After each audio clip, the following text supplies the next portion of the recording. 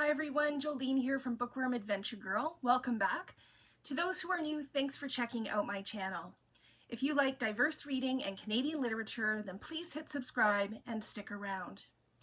It's Monday, and that means another episode of the Mondays with Margaret series. Today we will be talking about Margaret Atwood's third novel, Lady Oracle.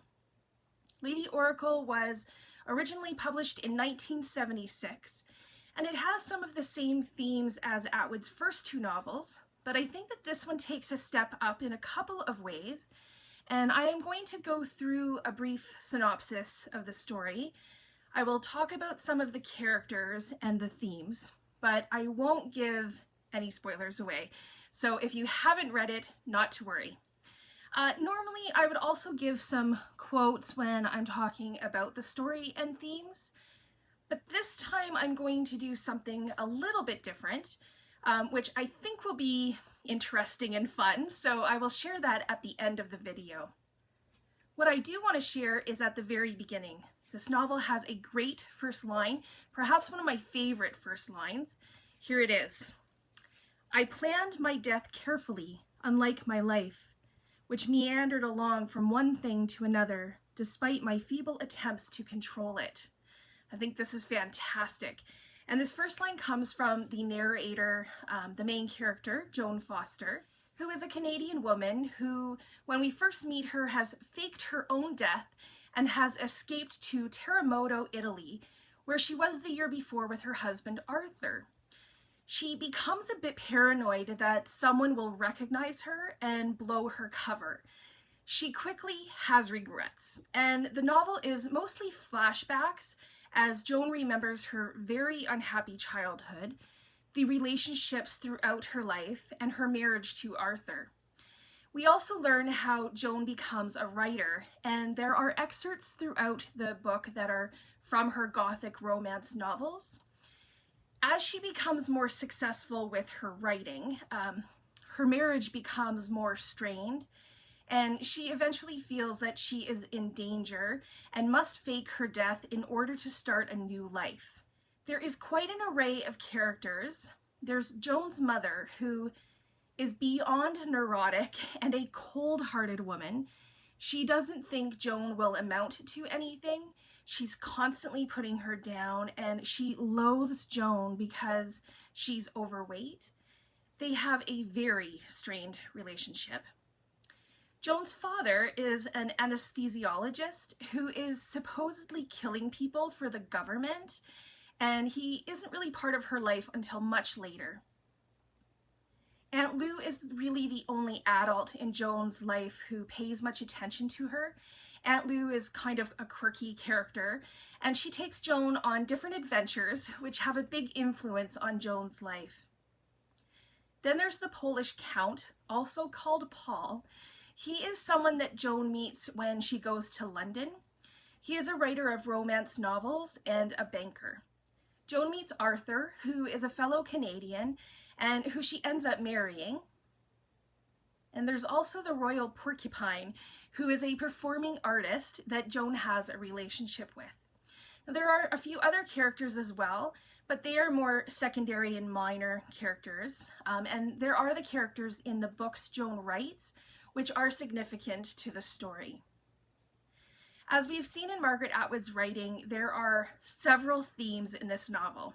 Some are similar to what we have seen in her previous novels, like societal expectations. There is the concept of Joan being in a male-dominated world, and she becomes whatever the men in her world want her to be.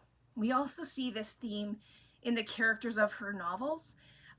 There are taboos surrounding her unacceptable female appearance when she is younger. And the theme of marriage. Joan's marriage to Arthur is not ideal. She falls for Arthur, but Arthur doesn't really show a whole lot of emotion or feeling toward her. Joan becomes the best of what she thinks Arthur wants, which is a wife who cooks and cleans and supports her husband. There are a lot of lies in their relationships and secrets. She doesn't tell him the truth about her past, and she hides that she's writing these novels from him at first. And then when Joan becomes more successful, Arthur is resentful of her. Death is another theme. The novel starts with Joan faking her death so she can start a new life, and there are characters who die in the novel as well. And again, a theme that I think is a constant for Atwood is identity. Joan changes her identity. She changes her name. She writes under the name Lady Oracle, and she uses her aunt's name sometimes. She changes her looks, and I did like that it talked about her hair being identifiable, which is true for Margaret Atwood as well.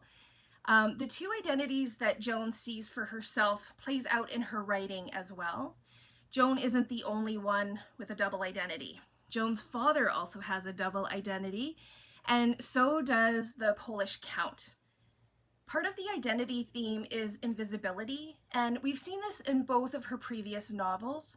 With The Edible Woman in particular, we saw invisibility in a very specific way when the main character couldn't eat certain food, and the theme of eating in this novel is a little different. Joan is overweight when she's younger, and she eats to annoy her mother. One of the themes that is different in this novel, at least in how it is manifested, is escapism or a fantasy life, and we see this through the novels that Joan writes.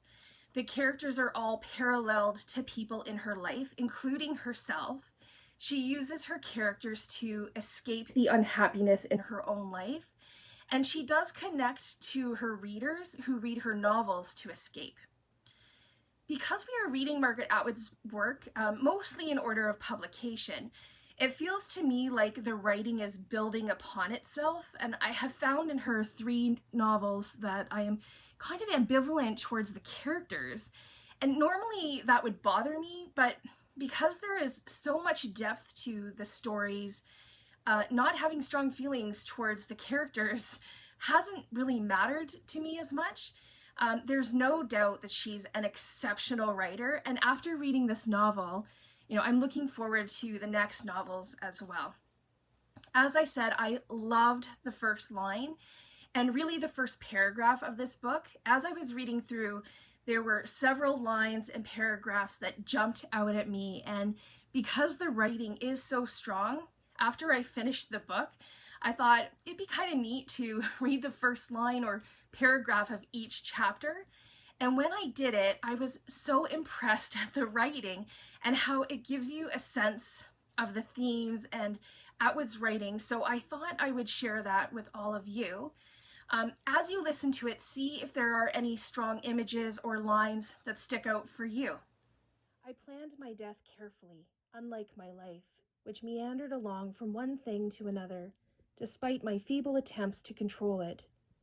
My life had a tendency to spread, to get flabby, to scroll and festoon like the frame of a Baroque mirror, which came from following the line of least resistance.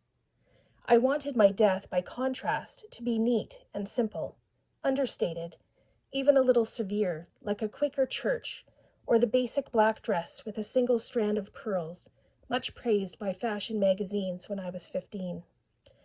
No trumpets, no megaphones, no spangles, no loose ends this time.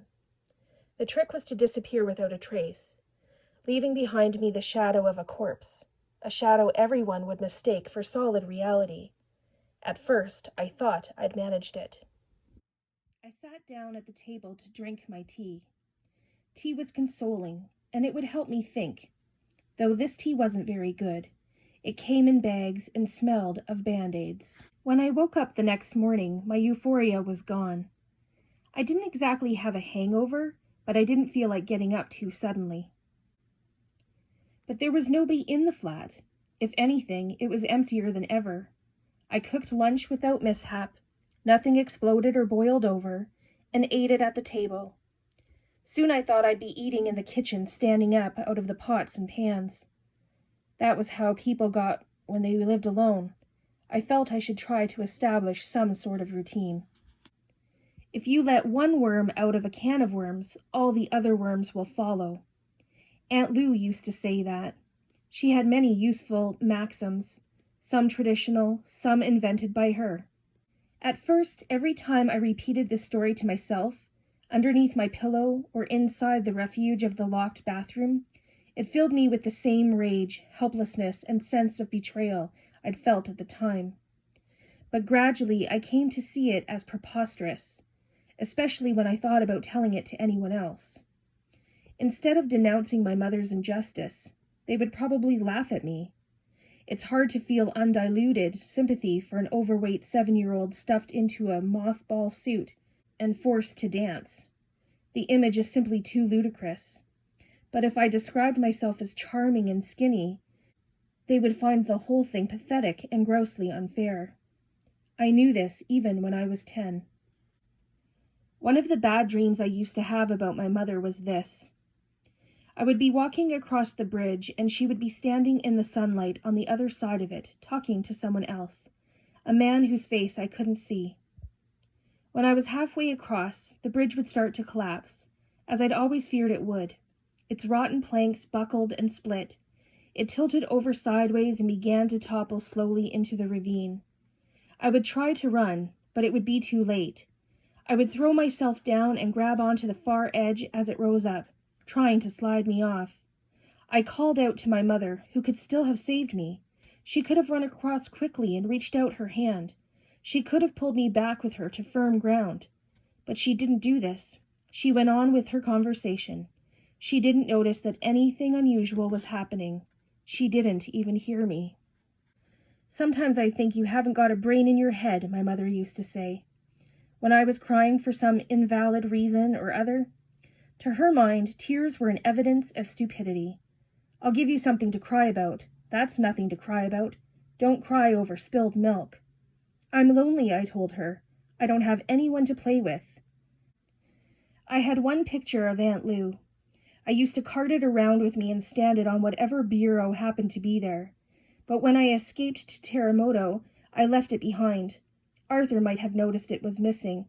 It was taken on a hot August day on the grounds of the Canadian National Exhibition outside the Coliseum building by one of those roving photographers who snap your picture and hand you a slip of paper with a number on it. When I was in my 3rd year at Braeside High, Aunt Lou invited me to dinner one Sunday. I was surprised, as I knew she reserved Sunday evenings for Robert, the accountant from her company. But when she said, "Wear something nice, dear," I realized she was going to let me meet him. I didn't have anything nice to wear, but it was like Aunt Lou not to acknowledge this. I wore my felt skirt with the telephone on it. The next job I got after the Bite-A-Bit restaurant was at the Sportsman's Show. This took place in March every year, down on the grounds of the exhibition in the Coliseum building. It was like an auto show or a fall fair. Speedboat, fiberglass, canoe, and kayak peddlers all had booths, and fishing rod and rifle companies did too. The morning was bright with sunshine. It streamed through the windows of the library where Charlotte sat, neatly attired in her modest gray gown, its white collar fastened at the throat with her mother's cameo brooch. The brooch aroused sad reveries. Her mother, whose delicate pale features Charlotte had inherited, had passed it into her hand moments before she died. She had smiled at Charlotte, a single tear rolling down her cheek, and had made her promise to always tell the truth, to be pure, circumspect, and obedient. "When the right man appears, my darling," she had said, "you will know it. Your heart will tell you. With my dying breath, I pray for your safety." I first met Arthur in Hyde Park. It was an accident. I collided with him between an anti-vivisectionist speaker and a man who was predicting the end of the world. I was living with a Polish count in London at the time, and I still wasn't sure how I'd gotten into it. "You have the body of a goddess," the Polish count used to say in moments of contemplative passion. Did he rehearse? "Do I have the head of one too?" I replied once archly. I often wondered what would have happened if I'd stayed with the Polish count instead of moving in with Arthur.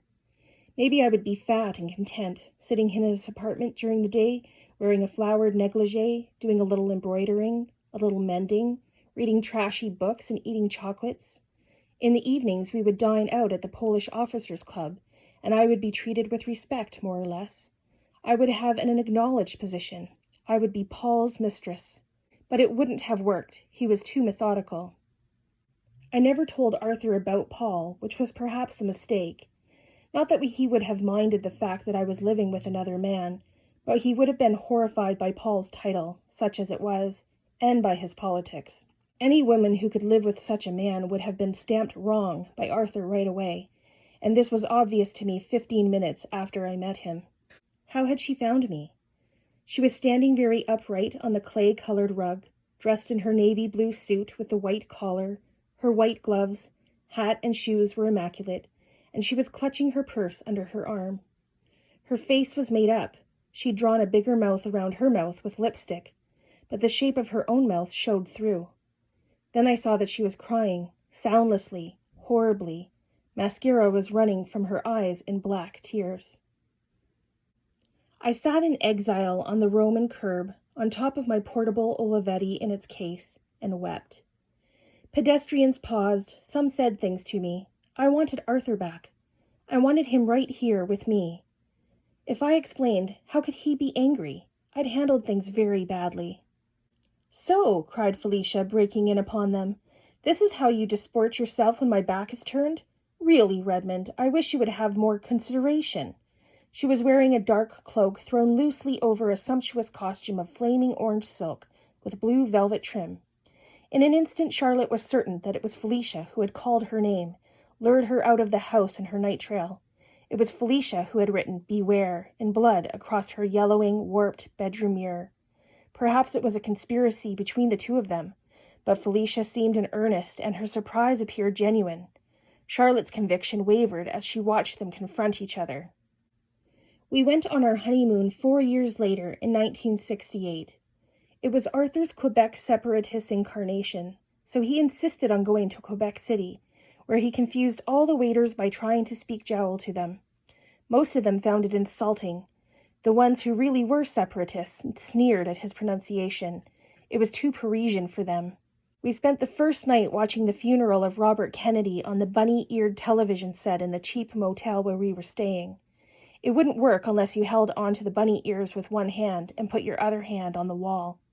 I did the wall touching. Arthur did the watching. By that time, I was feeling truly married. When I stopped to think about it, I felt our marriage was happier than most. I even became a little smug about it. In my opinion, most women made one basic mistake. They expected their husbands to understand them. They spent much precious time explaining themselves, serving up their emotions and reactions, their love and anger and sensitivities, their demands and inadequacies, as if the mere relating of these things would get results. Arthur's friends tended to be married to women like this, and these women, I knew, thought of me as placid, sloppy, and rather stupid. They themselves made it from crisis to crisis with running commentaries on a combination of nerve ends, cigarettes, bludgeoning honesty, and what used to be called nagging. Because I didn't do this, Arthur's friends envied him a bit and confided to me in the kitchen. They were beleaguered and exhausted. Their wives had a touch of the shrill self-righteousness familiar to me from my mother. But I didn't want Arthur to understand me. I went to great lengths to prevent this. "Arthur," I said, "I'm having a book published." I said this while Arthur was watching the 11 p.m. national news on the CBC, hoping he wouldn't quite hear me, but he did. "What?" he said. "A book? You?" "Yes," I said. Arthur looked dismayed. He turned down the volume on the news. "What's it about?" he said. "Well, you could say it's about the male-female roles in our society." I was uneasy about this. I was thinking of Section 14, which had the embrace between the Iron Maiden, smooth on the outside but filled with spikes, and the man in the inflated rubber suit. But I was trying to think of something he'd find respectable, and this seemed to be all right as he stopped frowning. "That's good," he said. "I've always told you that you had the ability. I could look it over for you if you like, fix it up for you." I gave Arthur a copy of Lady Oracle, inscribed in the front, "For Arthur, with all my love, XXXX Joan." But he didn't say one word about it, and I was afraid to ask him what he thought. His manner became distant, and he began to spend a lot of time at the university, or so he said. I would catch him giving me hurt looks when he thought I wasn't watching. I couldn't figure it out. I'd been expecting him to tell me the book was gorgeous, or tasteless, or obscure, or a piece of mystification, but instead he was acting as though I'd committed some unpardonable but unmentionable sin. This was the beginning of my double life. But hadn't my life always been double? There was always that shadowy twin, thin when I was fat, fat when I was thin. myself in silvery negative, with dark teeth and shining white pupils glowing in the black sunlight of that other world. While I watched, locked in the actual flesh, the uninteresting dust and never-emptied ashtrays of daily life, it was never Neverland she wanted, that reckless twin. But not twin even, for I was more than double, I was triple, multiple, and now I could see that there was more than one life to come. There were many. Almost as soon as we got back from Italy, I called the Royal Porcupine. He didn't sound surprised. "What took you so long?" he said. "I was away," I said ambiguously. "I tried to call you before I left, but you weren't there." The Royal Porcupine couldn't let well enough alone. That was one of the things I liked about him. He didn't believe in well enough. He believed in cataclysmic absolutes. The freight elevator ponderously descended. I imagined the Royal Porcupine pounding down 3 flights of stairs, shedding his clothes to confront me on the ground floor stark naked. But when the door grated open, he wasn't there. I ran 3 blocks to the Kentucky Fried Chicken, ducked inside and ordered a family bucket. Then I took a taxi back to the apartment. I would tell all. I would cry. I would be forgiven. I would never do it again. If only Arthur would pardon me and take me back to safety. Paul wanted to put me into a taxi. It was part of his image that I should go off in a taxi, but I said I wanted to walk. So he got into the taxi himself. I watched as he was swept away north on Church Street in the glinting metal traffic. Then I started to walk home. In the morning I waited till Arthur was out of the house. Then I phoned Sam. "I have to see you," I said. "It's important." "What's up?" he said. Marlene had answered the phone, and Sam sounded as if he was still asleep. "I can't talk about it over the phone." It was an article of faith with Sam that his phone was bugged by the CIA, or at the very least the Mounties, and he was probably right. Also, I wanted to sound paranoid enough from the very beginning to convince him. What price safety, I asked myself. I was sitting on the balcony in my underwear, covered with towels, taking a steamy sun bath in the middle of nowhere. The other side was no paradise. It was only a limbo. Now I knew why the dead came back to watch over the living. The other side was boring. There was no one to talk to, and nothing to do. I decided to ignore my suicide, since there was nothing I could do about it. For the next 3 days I tried to work. I sat in front of the typewriter with my eyes closed, waiting for the plot to unroll itself effortlessly behind my eyes, like a movie.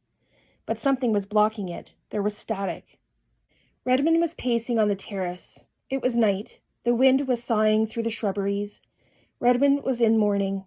He was relaxed, at peace with himself now that Felicia was dead, drowned in an unfortunate accident when he surprised her fornicating in a punt with his half-brother on the River Papal. His life would be quite different.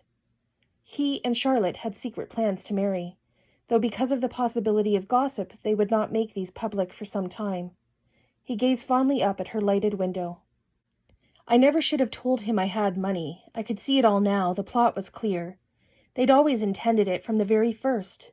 The old man of the artichokes was a spy. He was Mr. Vetroni's father. He'd been sent to watch me, and as soon as he'd seen me without my disguise, they conspired. In the morning I had several cups of tea to give me energy and calm me down. The trick was to be as calm as possible. I would act as though everything was normal, all was well. I would be unhurried. I'd do my shopping and visit the post office as usual, so they'd think I was cooperating. I might even seek out Mr. Vetroni and ask about the house so they'd think I was going along with everything. After a couple of hours, I got up. My feet weren't as bad as I'd thought. I could still walk. I practiced limping back and forth across the room. At every step I took, small pains shot through my feet. The little mermaid rides again, I thought. The big mermaid rides again. I finally reached the balcony. The sun was sinking. The balcony was bright with sunlit glass, broken and sharp like fire. In the plate glass window, my reflection ran beside me, the face dark, the hair standing out around my head, a red nimbus. I didn't really mean to hit him with the Cinzano bottle. I meant to hit someone, but it wasn't personal. I'd never seen him before in my life. He was a complete stranger. I guess I just got carried away. He looked like someone else. As always, I will have the reading schedule for the Mondays with Margaret episodes up until the end of April in the description box. Please let me know what you thought of Lady Oracle. What did you think of the characters? What did you think of the themes? Was there anything that I didn't mention that you were thinking was really important? I look forward to chatting with you in the comments. Thanks again for watching. I hope you have a fantastic day, and don't forget to make every day an adventure.